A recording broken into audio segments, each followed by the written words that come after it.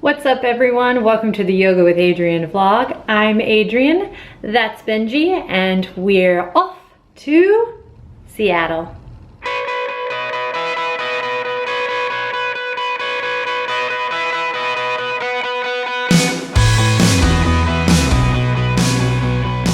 Oh, Seattle, how I love ya, how I love ya.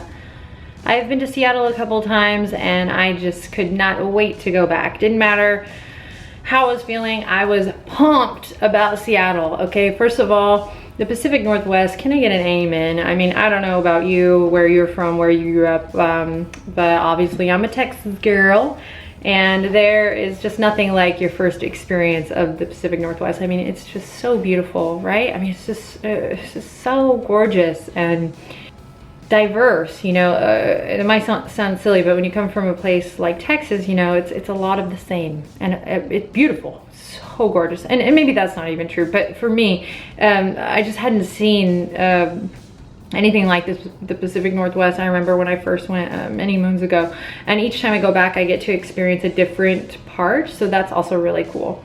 So, you know, I've spent some time in a blizzardy Tacoma before. I've spent some time in, you know, Olympia and Mount Rainier, you know, hikes and gorgeous stuff. Oh my God, super paradise there.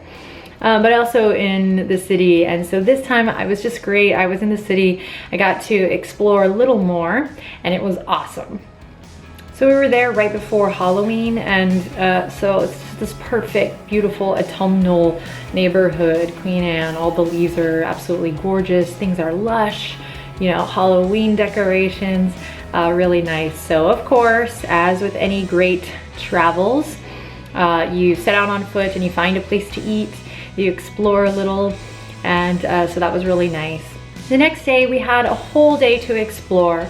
So I packed my bag, put on my coat, and prepared for any type of weather. Chilly, brisk, rainy, of course, and set out for the market.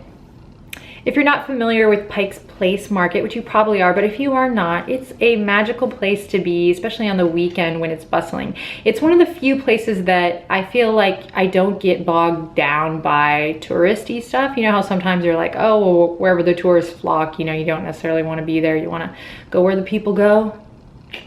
I'm really holding back the urge to sing Little Mermaid. Anyway, Pike's Place Market is awesome. It is a touristy place. It's a landmark, come on, but it's one that I love. So of course we had to go and find the men flinging fish. I just realized, is that sexist? No, because there's no women flinging fish. At that particular spot, there are plenty of women who fling fish. There are plenty of women working their butts off in the market. One thing I love about the market, which I was planning to say anyway, is the diversity is so awesome, from all the vendors, but of course all the tourists. You know, there's so many different languages, so many different types of food being made right in front of your eyes, right in front of your eyes. So it's really awesome. You know, the smells, the sights, the sounds. It's so cool. Again, it's one of my favorite places to go on a weekend, busy touristy spot. Pike's Place Market. I got to see some cheese being made. I got to eat some great food. Sample some delicious little things, shop the gifts. And then if I'm being honest, which I want to be, I have to tell you, I kind of, you know, made my rounds and then was quickly off to the next thing, because it's kind of the same thing every time. You just kind of go to take in the ambiance, support some of the vendors. There's the magical flowers, which I feel like is worth the trip alone, and then you move on. After the market, I knew that we had to check out the water. I wanted to take the ferry, and so we took the ferry to Bainbridge Island. I really wanted to just kind of walk around the island. I had been before, but it was a different time of year, so it was nice to just kind of set out on foot and again explore. You know, you get great exercise. The air there is so awesome, and you know, it's also a fun place. It's one of the few, I think, fun places to be around tourists and watch tourists. Save for Disneyland, you know, you just have to like get into that. More on that later. So because it was Halloween time, it was fun to be on the island and see, you know, people in costume or preparing, people going to holiday parties. On the ferry, I posted on Instagram a picture, you know, of someone getting their kids ready for a Halloween costume party, you know, across on the island, so that was fun. It's just a really great day to walk around, have oysters, and you know, experience a gorgeous Saturday in the Pacific Northwest. After plenty of walking around in boots and good exercise and of course good food, I finally made it home early to get prepared for the next day, do a little legs up the wall, and find a sense of peace and rest, which I've learned is super important on these trips.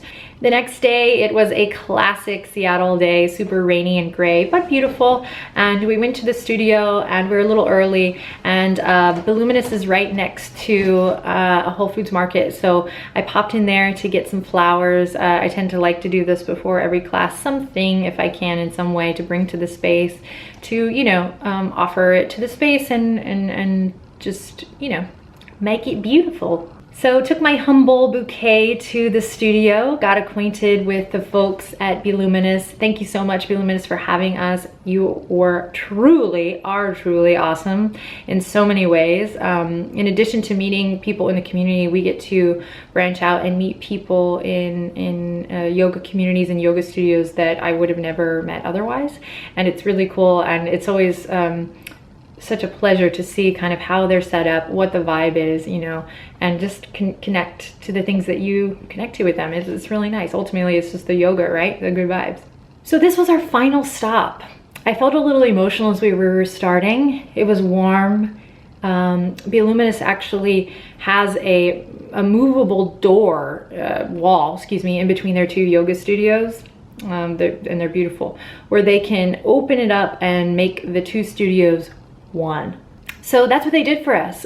We were at max capacity and we were thinking about adding another class, and then they came to the rescue, like just amazing. Just they must have felt us trying to add more spots and said, hey, we can bust down the wall, want to? And we said yes.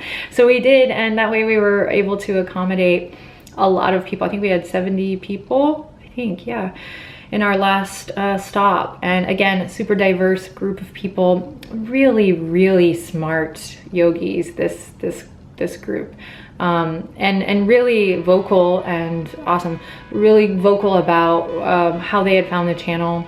A lot of families on this one. We had one whole family there, mom and dad and the two gals, and they had great stories about how far they had taken yoga with Adriene to, you know, different countries with them, and that was awesome. And I got to see some people that I know from Austin, and that was so nice. And man, people traveled pretty far, some pretty far, to join us in Seattle for this roadshow. So we had travelers, people from different areas come to practice. So I would be lying if even before we started the class it felt pretty special. But this class felt reverent. I don't know if it was, who knows what it was, right? You can't try to pin it, but I'll just say that it was such a reverent class. It was a lot of fun. And I only wish they were longer than 90 minutes, you know. I think next time we got to give ourselves more time. Can we? I don't know. Lock in. So we finished the class by meeting and greeting everyone and talking. Someone, Celeste, thank you. I met her the day of. She had come with a box, a beautiful shoebox of cranes, origami cranes. And she said that she would like to offer them to everyone as a symbol of our oneness. And so we decided, we schemed to, while everyone was in Shavasana, to put them in front of the mats. And you know, I don't know about you guys, but I just think that this community rocks. Like the fact that we're even thinking that, and sometimes you have an idea to do something creative or something brave, and then you don't do it because the way our culture is and the way our society is, and I'm guilty of this all the time too. I'm trying to break free. You don't do it because you're afraid that people are gonna think it's too much or too weird. It's like, what? Well, you know your limits, people. I don't want to be responsible for any grand acts of love. No, what? Come on, it's awesome. So thank you for that amazing, generous, kind thoughts, and for making us the Crane Celeste. And thank you everyone for embracing the entire Find What Feels Good Roadshow experience with me, and for learning with me. And there's like a squirrel that's really trying to distract me while I'm shooting it. Well, I'm trying to say thank you. Thank you from the bottom of my heart, everyone, even those who weren't able to make it out. We're gonna be doing more travels in the new year. I can't wait to share with you our ideas and our plans that are actually already in the works for visiting and connecting you in all areas. I think that's it. Benji, do you have anything? Nope.